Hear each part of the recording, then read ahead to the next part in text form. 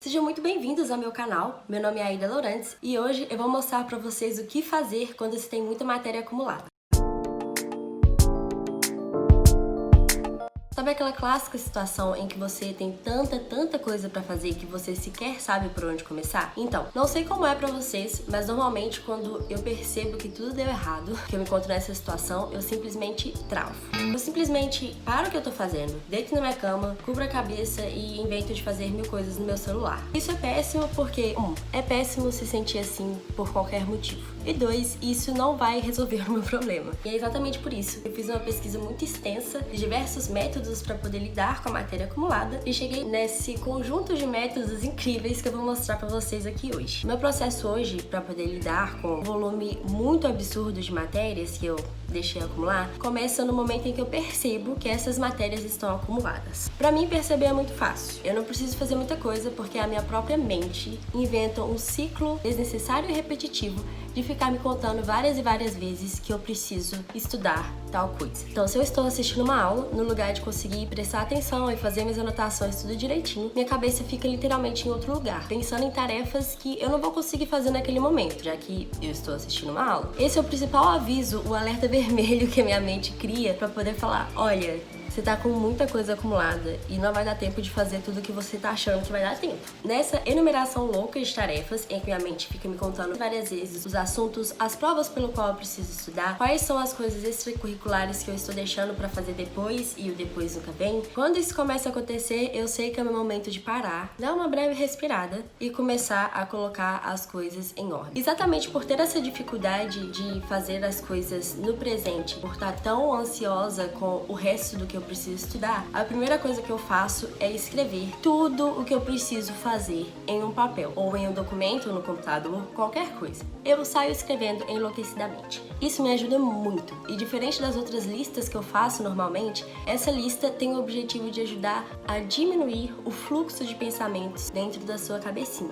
Claro que cada pessoa funciona de um jeito. Pra mim, é maravilhoso escrever porque ter uma noção de quantas coisas são e quais são essas coisas faz com que minha mente pare de ficar procurando ou me atualizando sobre o que eu preciso fazer. Isso não é um fator que vai acabar com a minha ansiedade de ter acumulado a matéria, mas isso vai ajudar no sentido de que vai possibilitar que eu faça alguma coisa com concentração. Nessa listinha, eu não consigo nem começar o resto dos outros passos que eu vou falar aqui pra vocês. Escrito todas as coisas que você precisou escrever, que estavam ali martelando na sua cabeça, você vai colocar ela em tópicos, independente da ordem. Cada tópico criado vai ser uma tarefa que você precisa cumprir naquele tempo que você tem pra resolver tudo que você acumulou. Uma coisa que eu gosto muito de fazer é criar subtópicos. Quando o tópico é muito amplo, vamos supor, eu escrevo na minha lista estudar saúde da mulher. Isso é muita coisa. Eu vou demorar a dar o check nessa tarefa e ela vai ficar lá naquela lista de tarefas por um tempão. Isso vai me frustrando de certa forma, porque dá a ideia de que por mais que eu me esforce, não tá tendo resultado. Então eu gosto de colocar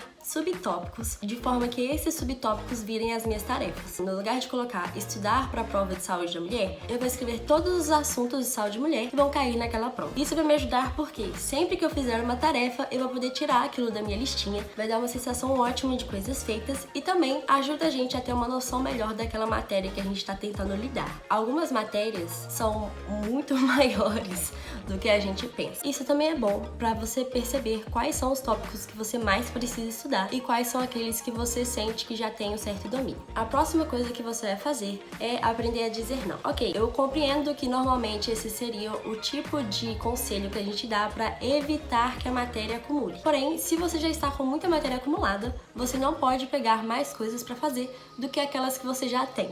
Por isso é tão importante dizer não. Se você for do tipo que deixou muita coisa acumular porque pegou muita coisa para fazer, provavelmente dizer não é muito seu forte. Mas não tem problema. Diferente de todas as outras vezes na vida, você tem uma enorme justificativa para dizer não. Sempre que alguém vier te pedir alguma coisa, algum favor ou qualquer coisa parecida, diga não. Você já tem muita coisa para fazer, sua matéria está acumulada e o seu tempo está passando. Existem ainda outros 2 jeitos de falar não que podem facilitar a sua vida. O primeiro deles é aquele em que você vai delegar a sua tarefa para outra pessoa. Vamos supor, minha mãe chegou aqui no meu quarto e pediu educadamente para eu ir arrumar a cozinha. Claro que eu não vou dizer não descaradamente para minha mãe, mas eu posso dizer não e sugerir que os meus irmãos arrumem a cozinha por mim.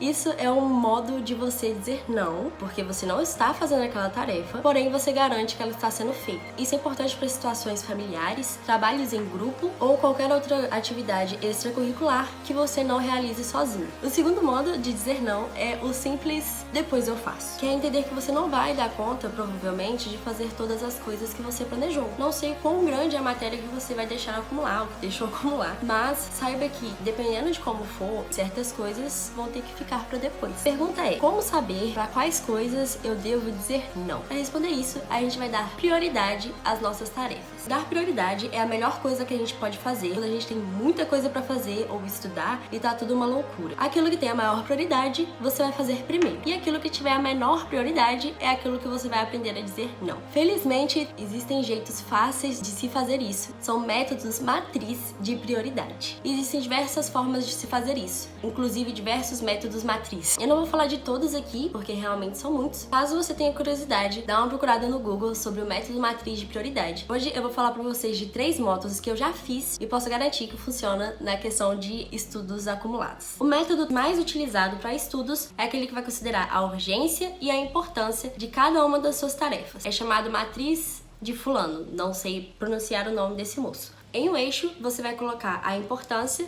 Em outro eixo, você vai colocar a urgência. Aquilo que é urgente significa que você precisa realizar em um tempo curto. Já aquilo que é importante significa que tem um grande impacto na sua vida. Você vai encaixar cada uma das suas tarefas em diferentes quadrantes, fazendo análise apenas desses 2 critérios. Aquilo que você tem que fazer que é de grande urgência e grande importância, você vai colocar nesse primeiro quadrante. Tudo que vier aqui é o que você precisa começar a fazer imediatamente. Esse quadrante significa faça isso pelo amor de Deus. O segundo nível é aquilo que é importante, porém não é urgente. Tudo que vier aqui nesse segundo quadrante, você vai tentar agendar. Essas coisas não precisam ser feitas agora, por mais importante que elas sejam, elas não são urgentes. Já o terceiro quadrante é aquilo que não é tão importante assim, mas é um pouco urgente. Todas as tarefas que estiverem aqui, você vai tentar delegar a outra pessoa. Então, se for um trabalho em grupo, qualquer coisa do tipo, claro que a gente não pode simplesmente sair pedindo para outras pessoas fazerem suas coisas. E se nada disso for possível, ele vai ser feito logo depois das coisas que estiverem no primeiro quadrante. E por fim, tem aquilo que não é urgente e não é importante. Isso você simplesmente não vai fazer. Não se incomode com isso agora. Não vai valer a pena. Abre mão.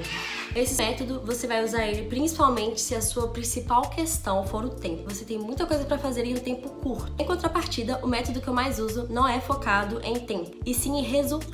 Resultados me deixam feliz. Que eu posso fazer. Então a matriz de prioridade que eu uso também é feito por um gráfico dividido também em 4 quadrantes. Você vai colocar em um eixo no esforço que você precisa fazer para estudar aquele assunto ou cumprir aquela tarefa, e em outro eixo o impacto que aquilo vai ter na sua vida. Bem parecido com a importância. No primeiro quadrante você vai colocar aquilo que é fácil, ou seja, o seu esforço não é tão grande assim e que o impacto é muito grande. Aqui vem aquelas coisas que você tem facilidade de estudar e também as disciplinas que são um pouquinho mais curtas. Esse sempre é a minha prioridade. Depois vem o segundo quadrante, que é aquilo que tem um grande impacto, porém ele tem um esforço muito grande. Aqui o que eu costumo fazer é pegar tudo que tá dentro desse quadrante e mesclar com o terceiro quadrante, que é aquilo que é fácil, porém não tem tanto impacto assim. Claro que o que tem mais impacto é mais importante, mas por precisar de um esforço muito grande, talvez aquilo me canse mais e eu não alcance o resultado que eu gostaria em um tempo muito hábil. Por fim, vem as coisas que não têm impacto nenhum e você precisa de muito esforço para fazer. Essas coisas você não vai fazer.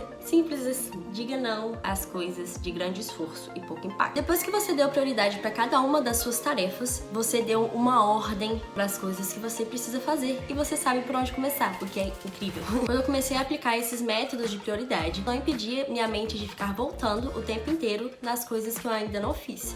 Para resolver isso, existe esse método, que eu também não vou saber pronunciar o nome, que é muito utilizado para gerenciar os seus afazeres. E ele funciona de maneira muito fácil. Todos os seus assuntos ou tarefas, tudo o que for prioridade, você vai colocar em um post-it separado. Uma coisa para cada post-it. E você vai precisar de um lugar visual para poder colocar isso. Você pode fazer isso na mesa ou na própria parede, porque é um post-it, então não vai danificar nem nada. Você pode fazer também no seu computador, se você não tiver post-its ou não quiser gastar eles com isso. Existe também esse aplicativo aqui, caso você queira fazer pelo celular, ele vai te ajudar bastante. Você vai dividir esse espaço que você definiu em 3 grandes tópicos. O primeiro, aquilo que você precisa fazer. O segundo, estou fazendo. E na última coluna, você vai colocar aquilo que foi feito. Isso vai te ajudar a compreender o fluxo dos seus estudos, o que você está fazendo, o que você já fez, o quanto que você está rendendo.